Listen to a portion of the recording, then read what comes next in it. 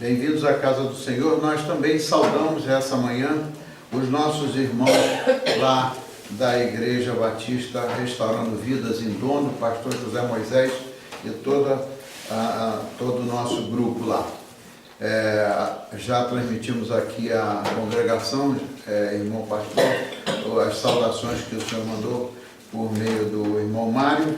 E enquanto para vocês aí já é noite, para nós aqui é dia, nós estamos aqui para adorar o Senhor.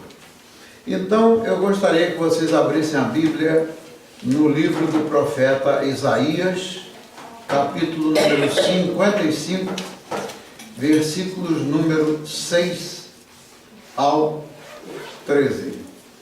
Isaías 55, 6 ao 13. Hoje a gente vai ler no princípio, logo, antes que eu introduza a mensagem, a gente já vai ler qual é a passagem bíblica. Isaías 55, versículos 6 ao 13. Todos já têm? Isaías 55, versículos 6 ao número 13. Muito bem. O título da nossa mensagem, como sempre, é uma pergunta. 6 a 13. Versículos 6 ao 13. 55. Ok? Então, o título da nossa mensagem, como sempre, é uma pergunta. E a pergunta hoje é o seguinte: o que importa mais na nossa vida? O nosso passado, o nosso presente ou o nosso futuro? Essa é a grande pergunta para a gente refletir sobre essa pergunta no dia de hoje. O que importa mais? O nosso passado, o nosso presente ou o nosso futuro? Então, vamos ler a palavra do Senhor em nome do Pai, do Filho e do Espírito Santo, no livro do profeta Isaías 55, a partir do versículo 6 até o versículo 13. E assim diz a palavra do Senhor: buscai ao Senhor enquanto o quê? Enquanto se pode achar. E invocai-o enquanto o quê? Enquanto está perto. Deixe o ímpio o seu caminho e o homem maligno os seus pensamentos, e se converta a quem? Ao Senhor. Ao Senhor, que se compadecerá dele. E depois vem o seguinte: tome para o nosso Deus, porque grandioso é em perdoar. Tome não, torne, desculpe. Torne para o nosso Deus, porque grandioso é em perdoar. E aí o versículo 8 diz o seguinte: porque os meus pensamentos, disse o Senhor, não são os vossos pensamentos, nem os vossos caminhos, os meus caminhos. Assim disse o Senhor. Porque assim como os céus são mais altos do que a terra, assim são os meus pensamentos o quê? Mais altos do que os vossos caminhos, e os meus pensamentos mais altos do que os vossos pensamentos. Porque assim como desce a chuva e a neve dos céus, e para lá não torna, mas rega a terra, e a faz produzir e brotar, e dar semente ao semeador, e o pão ao que come, assim será o quê? Palavra que sair da minha boca. Ela não voltará para mim vazia, antes fará o quê? O que me apraz, e prosperará naquilo que a enviei, disse o Senhor. Porque com alegria saireis, e em paz sereis o quê? Guiados. Os montes e os outeiros exclamarão de prazer perante a vossa face, e todas as árvores do campo baterão as palmas. Então diz o último versículo 13 o seguinte: em lugar do espinheiro crescerá a faia, e em lugar da sarça crescerá a murta. O que será para o Senhor por nome, por sinal eterno, que nunca se apagará. Essa é a palavra do Senhor para nós aqui nesta manhã. Muito bem, isso é uma palavra muito rica, uma palavra profunda, no contexto deste capítulo, ou até no capítulo número 44, né? O Senhor estava falando com o povo de Israel, né? Sobre o futuro, sobre a vinda do Senhor Jesus Cristo. Era nesse contexto que ele estava falando dando essas instruções para o nosso viver. Então, nós vamos refletir sobre isso. Na verdade, o que mais importa? É o presente, o passado, o presente ou o futuro. Quem é que se arrisca a dizer aí o que mais importa? Presente. Presente. E sobre o futuro? Só a Deus pertence. Hein? Só a Deus pertence. Pois é. Só que nós vamos ver a coisa dentro do contexto mais amplo. Porque o plano de Deus, veja só, a palavra de Deus é linda, porque quando Deus ministra para nós, Ele ministra de lá da eternidade, de lá do céu. No céu não tem passado, não tem presente e não tem futuro. Para nós humanos, nós temos presente, passado e futuro. Mas o plano de Deus para nós, ele vai mais além do que qualquer passado, mais além do nosso presente hoje, e ele é focado na vida eterna. A vida eterna diz respeito a quê? Ao futuro. Então é lindo quando a gente vê a Bíblia no seu contexto. Muito bem, é óbvio que o presente nos influencia o nosso futuro, né? Mas nós vamos ver isso com mais detalhes. Então, a nossa vida aqui no mundo acontece uma coisa muito interessante.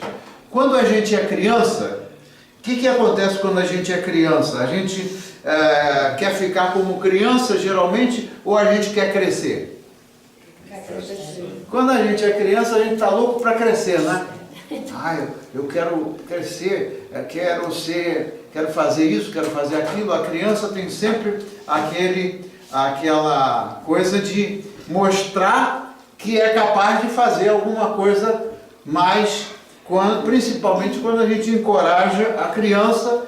Isso daí tem uma importância muito grande na criação das crianças, porque a gente deve criar as crianças dentro da perspectiva de Deus, dentro do plano de Deus, né? O próprio apóstolo Paulo falava o quê? Né? Enquanto eu era menino, eu pensava como menino, falava como menino, mas quando eu me tornei homem, o que acontece? As coisas de menino já ficam para trás.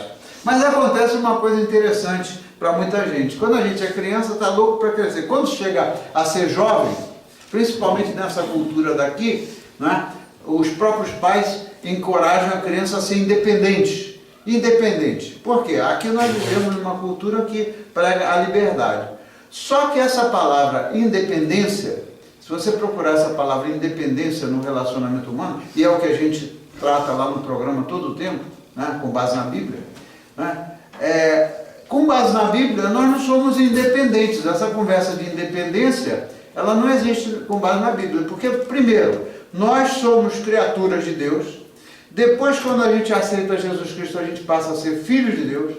E a pessoa que quer viver independente sem estar na mão de Deus, essa pessoa certamente que vai ter muitas frustrações. Mas não é só depender de Deus. Nós não somos independentes aliás, eu falo isso quase todo dia, né? Nós não somos independentes no sentido de querer viver isolados, ir lá para uma ilha muito bonita e lá viver isolado das outras pessoas. O Senhor nos criou para a gente viver como um, né? Viver como um, o que quer dizer? Viver em união, viver em unidade.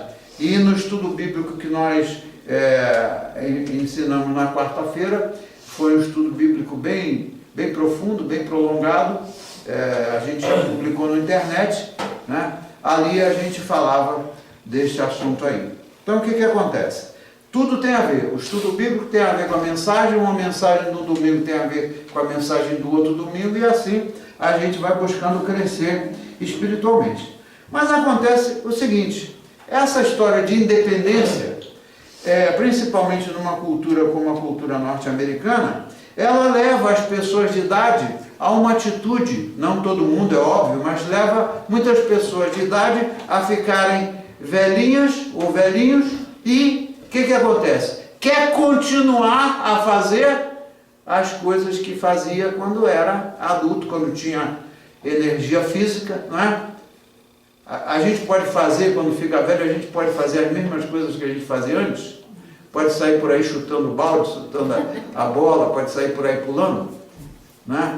Não pode. Então, essa é a coisa do ser humano. Dependendo da cultura em que a pessoa vive, a cultura influencia muito a pessoa no presente e acaba levando a pessoa a pensar sobre o futuro de uma maneira que não é coerente com o que diz a palavra de Deus, porque a palavra de Deus tem uma perspectiva diferente. Nós vamos ver o que fala. A gente acabou de ler em Isaías 55 que os pensamentos de Deus, eles são iguais aos nossos? Não, os pensamentos de Deus não são como os nossos pensamentos. Os caminhos de Deus não são como os nossos caminhos, eles são superiores. Então, isso é o que acontece geralmente. Aí vem o problema da frustração, quando a pessoa fica velha e quer fazer tudo aquilo que não pode mais fazer. E aí o que acontece é o seguinte: você passou da fase de criança, passou da fase de adolescência, chegou na fase de velho, de idoso, e a gente aí, quando chega a uma certa idade, a gente verifica que a vida passa devagar ou a vida passa rápido? Passa muito rápido. E aí, quando a gente descobre que a vida passa muito rápido, a gente quer aproveitar os dias da melhor maneira possível. Não é aproveitar os dias dentro daquilo que a gente pensa que é o melhor, mas aproveitar os dias para glorificar o Senhor e para viver de acordo com aquilo que o Senhor, da maneira que o Senhor nos ensina a viver. Então, esse assunto do passado, do presente e do futuro leva a uma reflexão que é o seguinte: as boas memórias do passado, tudo que a gente teve de bom relacionamento, tudo que a gente guarda de boas memórias do passado, elas ficam na nossa mente. Mas o que acontece também é que as memórias ruins do passado, elas ficam pesando a nossa alma. A nossa alma é a residência de todos os nossos sentimentos. Os nossos sentimentos bons e os nossos sentimentos ruins, eles residem aonde? Na nossa perna? Eles residem na nossa alma. Daí o porquê muita gente tem ansiedade, muita gente tem depressão, todas essas coisas que vêm como resultado de experiências ruins que a pessoa passa. Muito bem. Então, esse assunto aí é que as experiências, elas determinam muitos dos sentimentos ruins. Por exemplo, uma pessoa que foi abandonada pela família, uma pessoa que foi discriminada às vezes pelo pai porque tinha um irmão ou uma irmã que gostava mais, que o pai ou a mãe gostava mais do que gosta dele ou dela. Ou então pessoas que tiveram um fracasso no casamento, pessoas que tiveram relacionamento conjugal cheio de conflitos, que é o assunto que a gente explora no programa de maneira bem aprofundada, não é? Então, às vezes, tem muita gente, eu já ouvi muita gente dizer isso: olha, eu gostaria mais era de esquecer esse passado aí. Tem muita gente que diz isso, né? E aí a pergunta é o seguinte: será que é fácil a gente esquecer esse passado que está sobrecarregando a nossa alma? Será que é fácil a gente esquecer as coisas ruins que se passaram na nossa vida? Às vezes parece mais fácil a gente esquecer, né, a escuridão do passado e não trazer aqueles problemas à luz.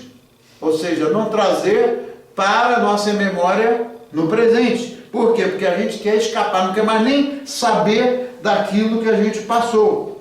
Mas, geralmente, quando a pessoa vai a um psicanalista, o que acontece? Os psicanalistas chamam essas maneiras da gente querer escapar e não lembrar do passado, eles chamam de reprimir as coisas. Essa atitude representa, tecnicamente lá para os psicanalistas, reprimir essas coisas do passado, né? E eles induzem, ou eles tentam ajudar os pacientes a se abrirem para confrontar o seu passado, ou seja, trazer à superfície da memória aquilo que ele nem sabe, ou ela nem sabe que está incomodando, mas que está uma ferida lá dentro da alma para ser curada, né? Então essa é a estratégia, confrontar, chamar a superfície da memória. Só que, do ponto de vista da vida espiritual, e é bom que a gente aprenda a ser esperto espiritualmente falando, o que acontece é o seguinte: isso aí não é a solução.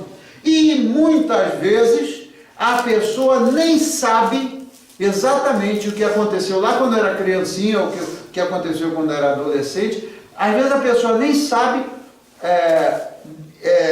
claramente o que realmente continua incomodando na vida, o que realmente continua fazendo mal, e às vezes a pessoa explode, ou tem uma reação explosiva, ou às vezes uma reação de ficar muito calado ou muito calada e não se abrir, porque acorda às vezes muito feliz, daí a meia hora, uma hora está triste, não sabe por quê. Já aconteceu isso com vocês alguma vez?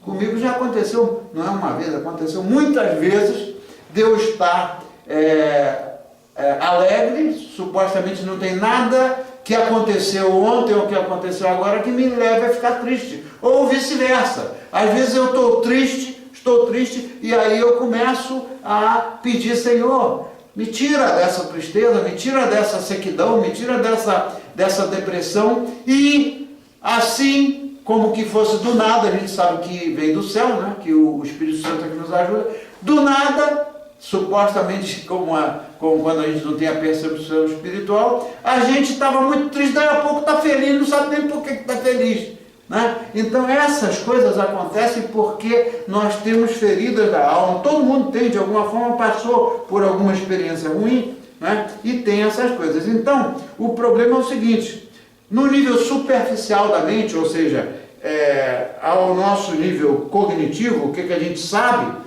às vezes não está tudo ali de forma que a gente possa buscar o tratamento, né? E muitas vezes o esquecer que a pessoa procura esquecer. Uns procuram esquecer com a bebida, não é isso? Bebem como maneira de se esquecer do passado. Outros procuram as drogas, outros procuram uma porção de outras coisas, mas quando cai de novo na realidade, vem de novo aquela mesma coisa, porque o que nós precisamos é de ser curados. E não é só o confrontar, não é só o pensar no passado ou esconder o passado, não é só isso não é isso exatamente que vai curar a gente. Então, o que acontece na prática é o seguinte: quando a gente lê as Escrituras Sagradas, a gente vê que a gente não pode colocar as nossas memórias numa caixa e trancar e não conviver mais com elas. Isso não existe, né? Para muita gente, e tem gente às vezes até que prefere, tem gente até, veja só que fenômeno estranho esse, tem gente até que quando fica velho, de repente vem uma amnésia, né? Esquece de tudo, já não se lembra mais nem do passado, e às vezes isso aí parece que é um alívio. Mas pergunta-se: será que uma enfermidade dessa resolve o problema espiritual da pessoa? Será que isso daí liberta a pessoa de fato, para a pessoa poder se preparar para a vida eterna? Eu não creio que isso resolva. Então, principalmente em relação aos efeitos do pecado, né? Porque o salário do pecado é a morte. Então o nosso pecado, que às vezes também a gente nem se dá conta, porque a gente pensa que uma mentirinha não é um pecado e que não afeta nada, mas a mentirinha, daqui a pouco você fala tanto uma mentirinha, que você está convencido daquela mentirinha, e aí o outro descobre que você está falando uma mentirinha todo dia, aí descobre que aquilo é uma mentirinha e você ainda fica muito mal, né? Então o pecado, ele tem repercussão horrível na vida da pessoa.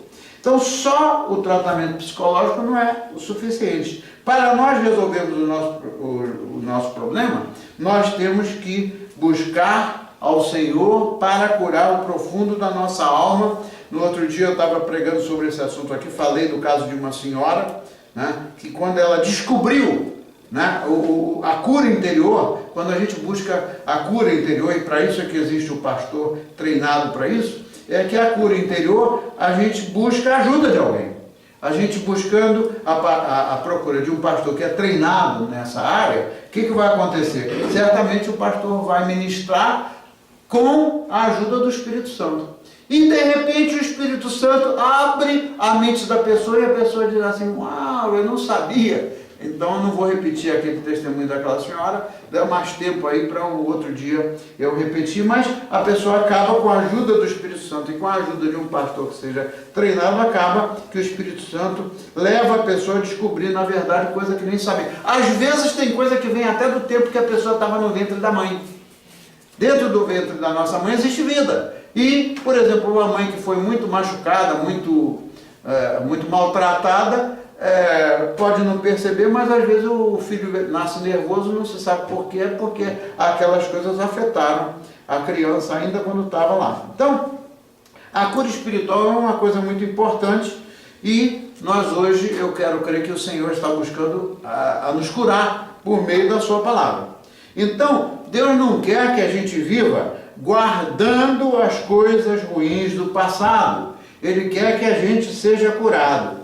Tem muita gente que diz o seguinte, pastor, tudo que eu quero é ser feliz. É outra palavra que ela não tem um significado espiritual completo. Ser feliz mediante as coisas que nos satisfazem materialmente, ou buscar ser feliz com as coisas que nos satisfazem superficialmente, né? Isso daí não quer dizer nada, porque depois a pessoa pode voltar ao mesmo problema.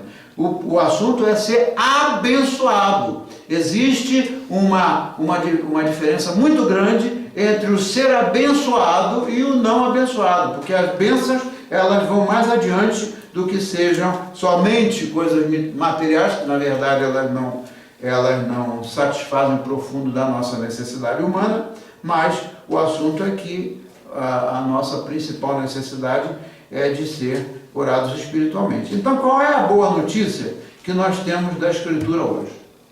Qual é quando a gente lê Isaías?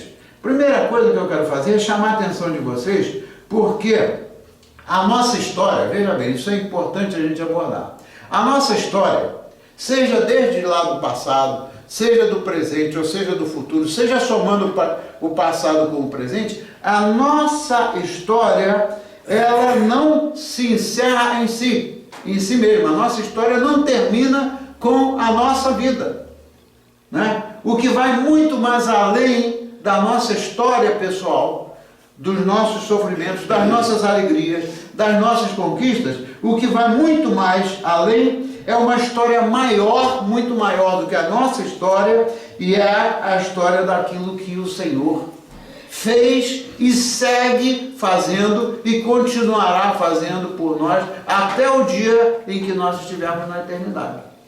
Então, a história de Deus para o homem, ela é muito mais ampla, ela é muito mais profunda e ela supera qualquer história pessoal de alguém que passa por essa ou aquela experiência. Então, isso aí é muito importante da gente chamar a atenção.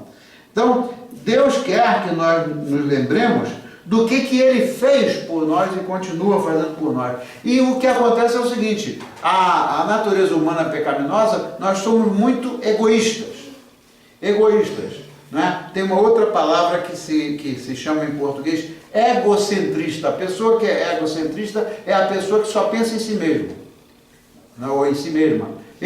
Tudo que eu penso é para mim, tudo que eu penso é de acordo com o que eu quero, os outros não fazem parte das nossas cogitações. Isso foi coisa que a gente explorou aqui no nosso estudo bíblico da quarta-feira. Muito bem, então, a pessoa que está imbuída, ou que está vivendo como escravo de si mesmo, ou de si mesma, e é egoísta, ou seja, que só pensa em si mesmo, essa pessoa precisa de buscar a história do que Deus fez por nós, porque Jesus Cristo veio aqui, não foi para Ele se servir, não foi para Ele se servir dos homens, Ele veio foi para servir, e não para ser servido. Ele veio para servir, Ele veio para resgatar a nós de nós mesmos.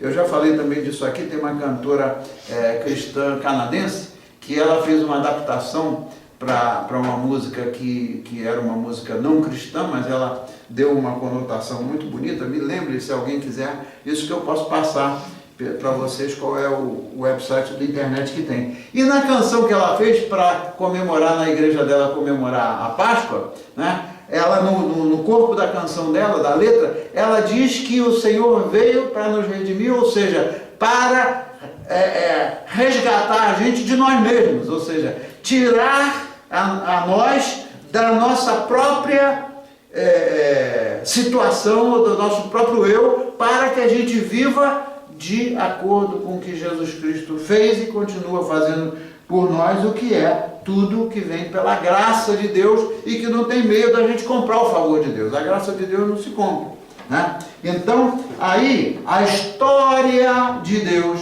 que vem desde a época da separação de um povo para ele, que vem lá desde o Antigo Testamento, mostra o seguinte, que o povo de Deus, lá pelas tantas, como queria ser independente, aquela tal palavra, chegou Deus, o povo de Deus uma vez falou para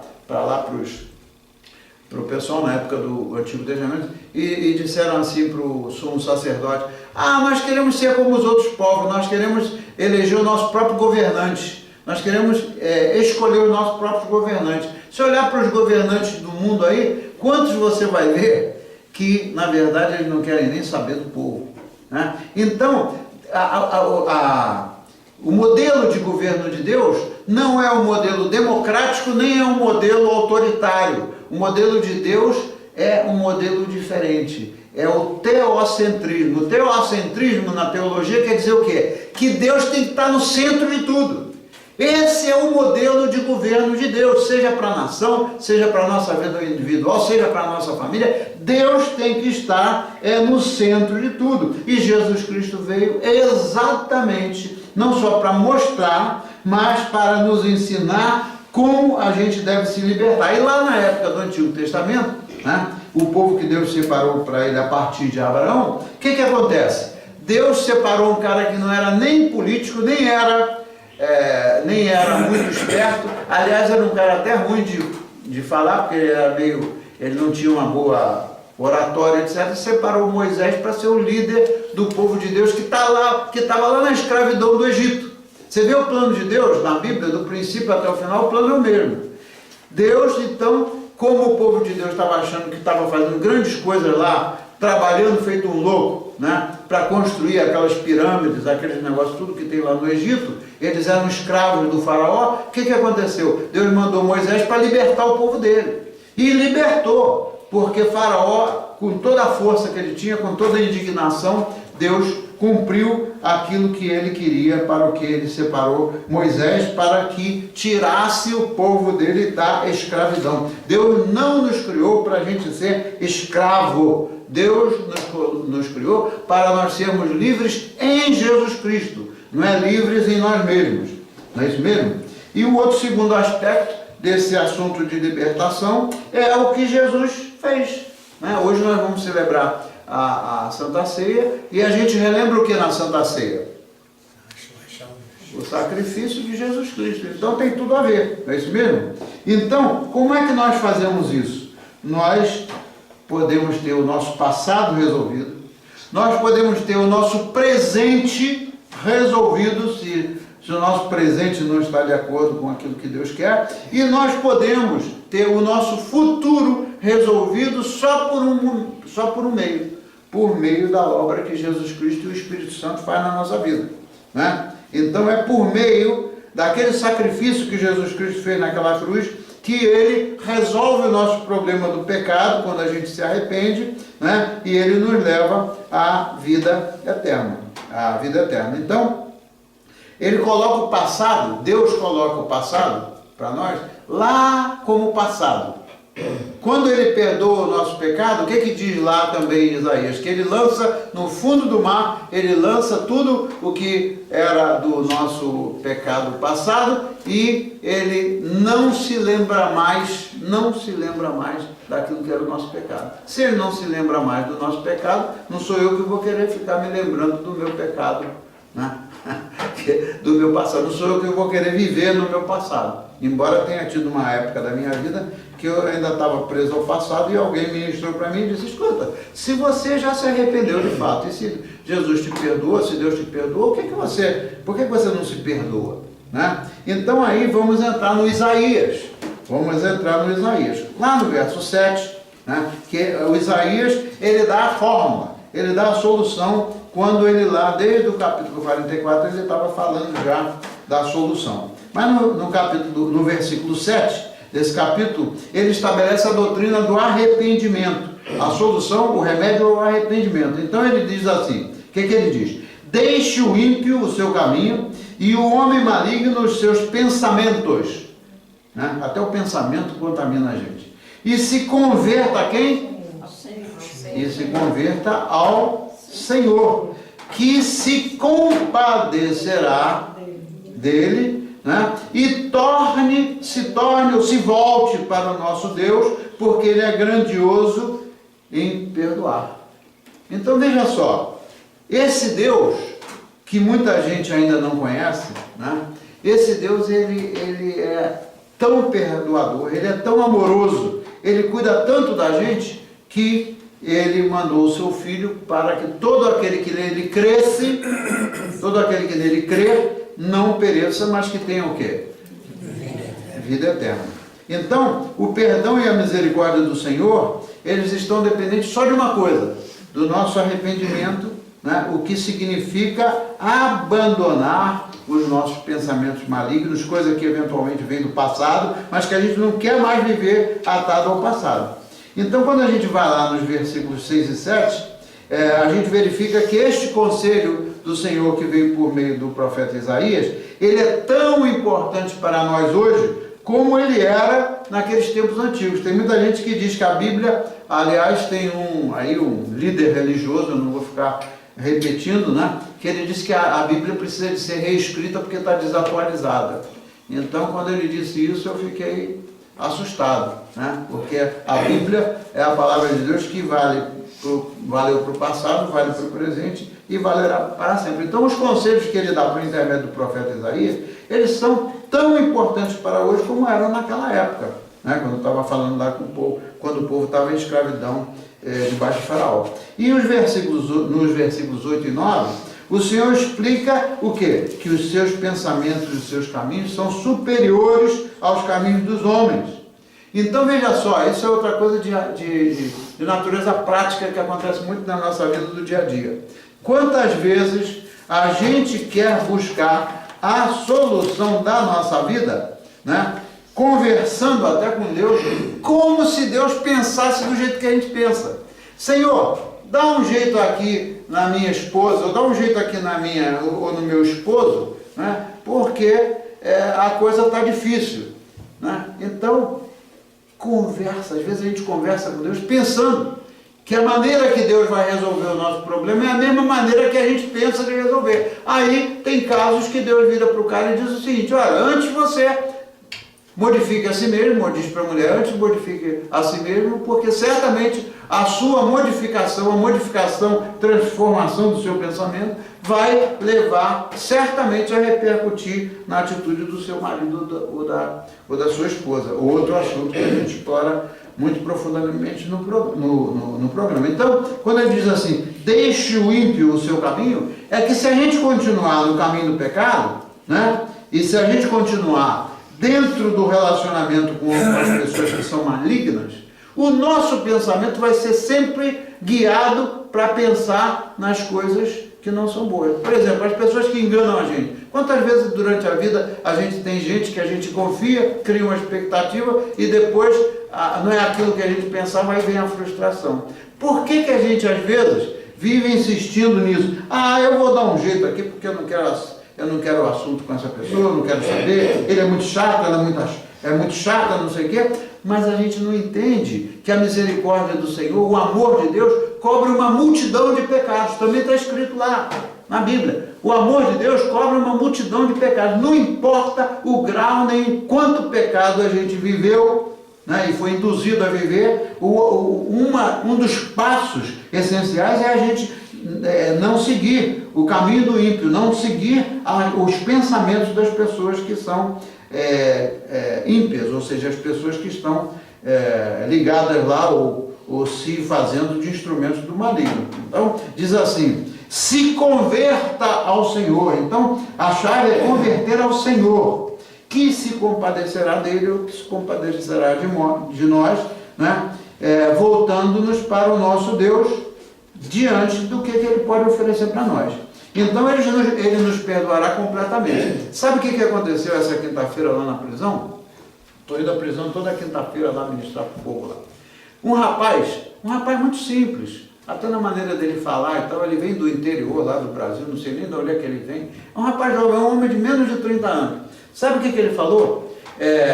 Deus é tão maravilhoso que eu estava pensando no que eu ia ministrar para eles na quinta-feira, e Deus me deu aquela oração sacerdotal de Jesus Cristo, onde ele orava ao Pai por aqueles que viessem a crer nele.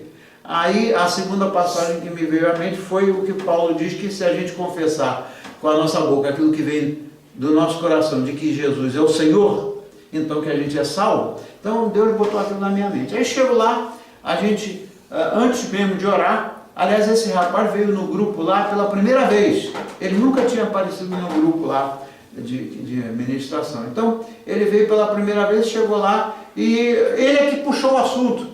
O pessoal todo até ficou olhando para a cara dele, porque ele estava tão, não sei se ele estava ansioso, o que ele estava, que ele puxou o assunto. Aí ele virou para mim, sabe o que ele perguntou? Pastor, eu venho de um pai, minha família, meu pai, meu avô, sei lá, quem da família dele, eles eram espíritas.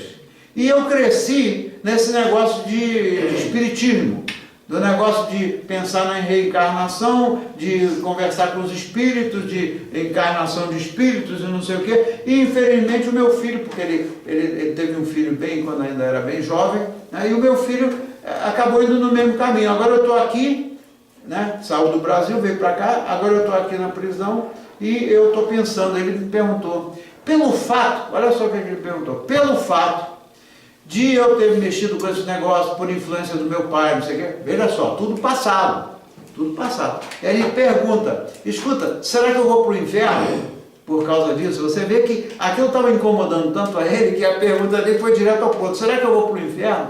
Aí os colegas dele ali, que ele está novo no grupo e tal, acharam até interessante, teve algumas pessoas que falaram, e aí eu disse a ele, meu amigo, o que está aqui preparado para hoje, né, para a lição de hoje, eu não conversei com você antes, nós não combinamos nada, mas é exatamente a resposta para a sua pergunta, né? Para mostrar a você que se você se arrepender do que aconteceu no seu passado, e você confessar com a sua boca o que vem do coração, que Jesus é o Senhor, você não vai para o inferno coisa nenhuma, não importa se você matou 30 pessoas, o que importa é genuinamente você se arrepender. Se você se arrependeu, está resolvido o seu problema, porque a história que Deus preparou para a gente vai muito mais além, como eu acabei de falar, do que a nossa própria história.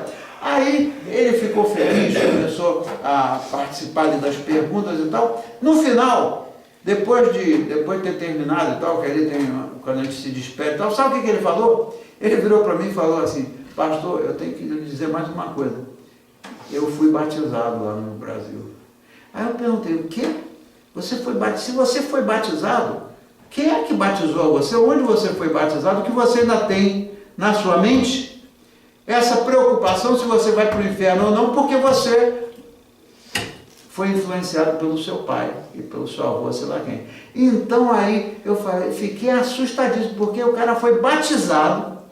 Né? Que batismo foi? Qual foi a preparação que ele teve para o batismo para ainda ter esse negócio perturbando a alma dele, no profundo da alma dele, essa coisa. Então está aqui a fórmula, converta-se ao Senhor. Os pensamentos de Deus são maiores do que os nossos pensamentos. Não se deixe levar pelo caminho do ímpio, né? Porque o homem maligno nos seus pensamentos certamente vai influenciar a pessoa para o mal. Aí quando chega lá no versículos 10 e 11, Deus é maravilhoso, porque ele faz uma comparação linda. Ele diz assim, no versículo 10, porque assim como desce a chuva e a neve dos céus, Os meus irmãos que vieram hoje pela primeira vez, a gente estava conversando, estão aqui há muito pouco tempo, não viram ainda a neve. Mas você vê como é que Deus usa as coisas da natureza para ensinar para a gente. Diz assim: como desce a chuva e a neve dos céus, e para lá não voltam, mas regam a terra, ou seja, a neve e a chuva têm um propósito, né? Regam a terra e a fazem produzir e brotar e dar semente ao semeador e ao pão que come, assim será, diz o Senhor, a minha palavra que sair da minha boca. Ela não voltará para mim, como a chuva não volta para lá para cima, não voltará para mim vazia, antes fará o que me apraz, o que apraz ao Senhor, e não o que apraz necessariamente a nós, porque Ele sabe o que é melhor para nós.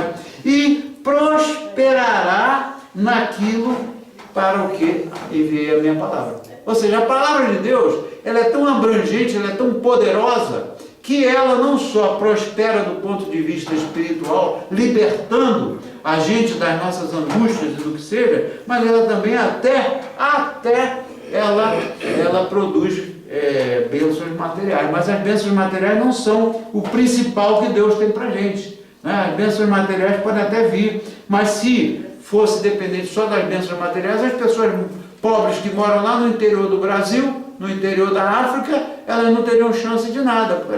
Não é abençoado porque não tem nada.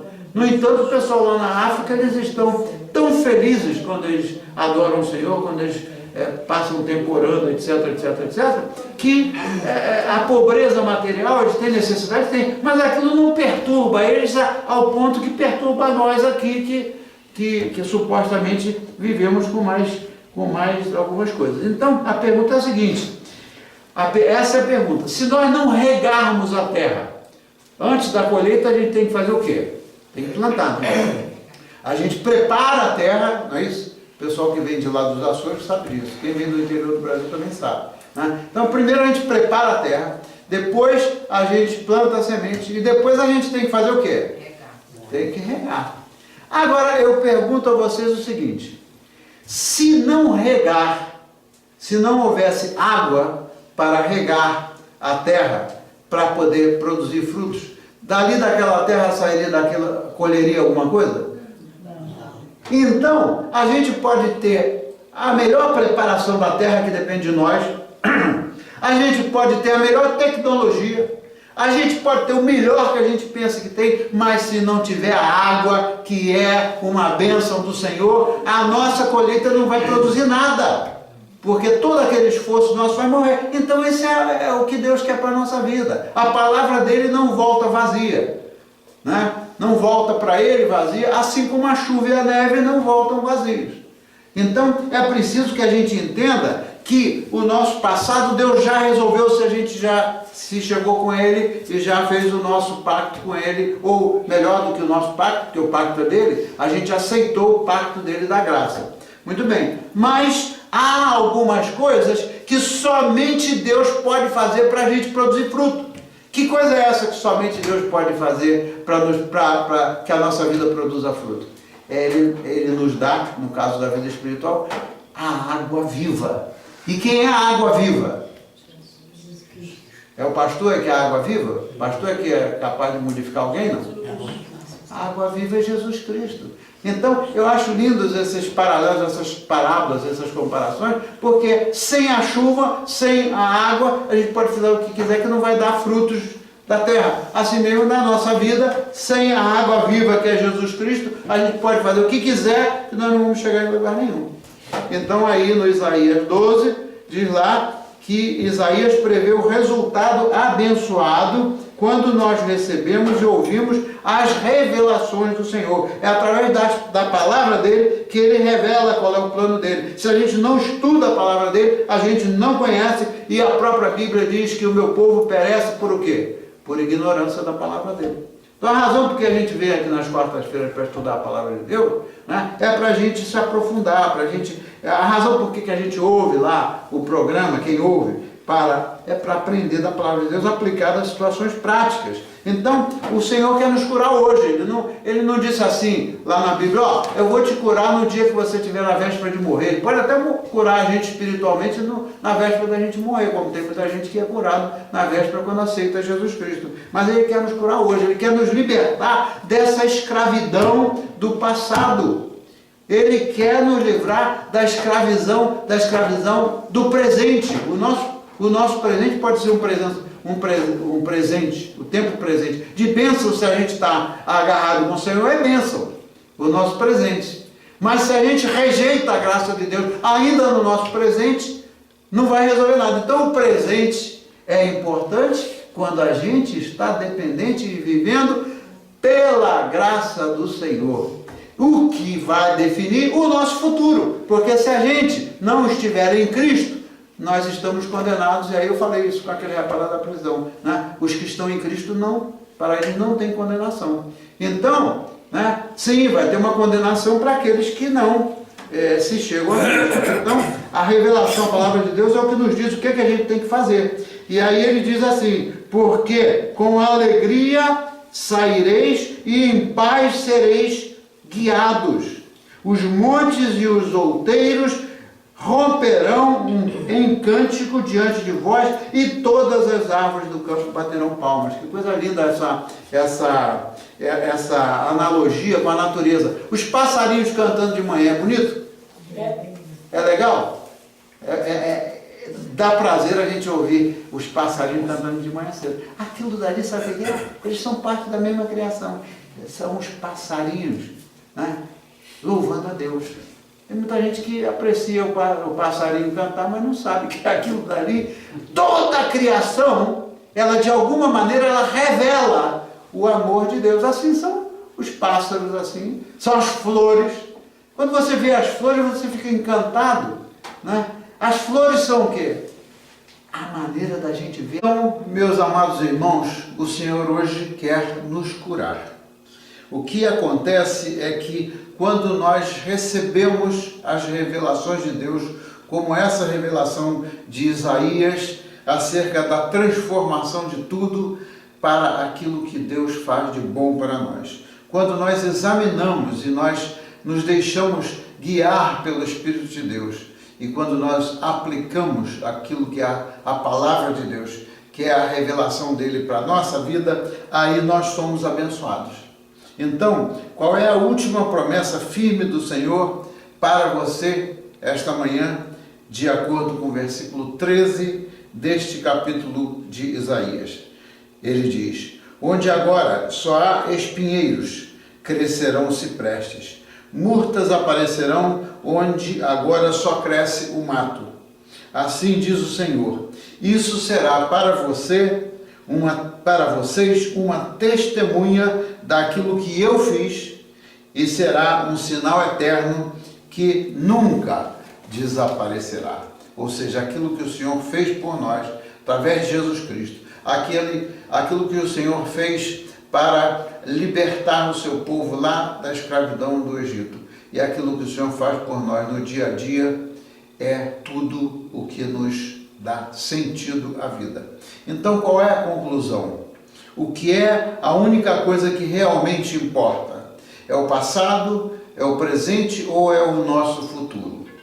O passado pode ser importante para nós na medida em que a gente já tenha encontrado o Senhor Jesus e já tenha sido resgatado da nossa iniquidade. O presente é importante quando a gente é guiado e se deixa guiar pelo Espírito Santo de Deus para a gente perseverar até o final. Mas, na verdade, o que prevalecerá para sempre é o futuro nas mãos de Deus, vivendo lá na Nova Jerusalém Celestial, com o Pai, com o Filho e com o Espírito Santo. Então, o que ficará para sempre não são nem as boas memórias do passado e do presente, nem o que trazemos de mal do passado, muito menos aquelas memórias que nos levam a manter mágoas e ressentimentos no profundo da nossa alma, mas que nós devemos olhar para o futuro, porque o passado cheio de mágoas, cheio de rancor e sem perdão, ele não leva ao futuro que o Senhor tem para nós. Então, Deus ressuscitou a seu Filho no terceiro dia depois da sua morte e nos ressuscitará na volta de Jesus. E para quê? Para que nós possamos viver naquela mansão celestial que Jesus já preparou para nós lá no céu. Então vamos orar para agradecer ao Senhor pelo que Ele fez para a nossa salvação. Orar para agradecer ao Senhor pela cura que Ele está fazendo na nossa vida hoje, enquanto aos problemas que a gente carrega nas nossas costas sobre o pecado, enquanto as mágoas e a falta de perdão, e agradecer ao Senhor porque Ele veio para nos salvar e principalmente agradecer pelo futuro, que é o que mais importa. Vamos orar. Senhor, nós te agradecemos em nome de Jesus por tudo que o Senhor fez por nós para nos resgatar, tudo que o Senhor está fazendo no dia a dia para nos permitir perseverarmos até o final e naquilo que o Senhor vai fazer no futuro, que já está garantido lá no céu, a vida eterna. O Pai, o Filho e o Espírito Santo. Nós te agradecemos, Jesus, pelo sacrifício que o Senhor fez na cruz, o que nós vamos relembrar agora, fazer em memória de Ti na celebração da Santa Ceia. Assim te agradecemos no nome poderoso de nosso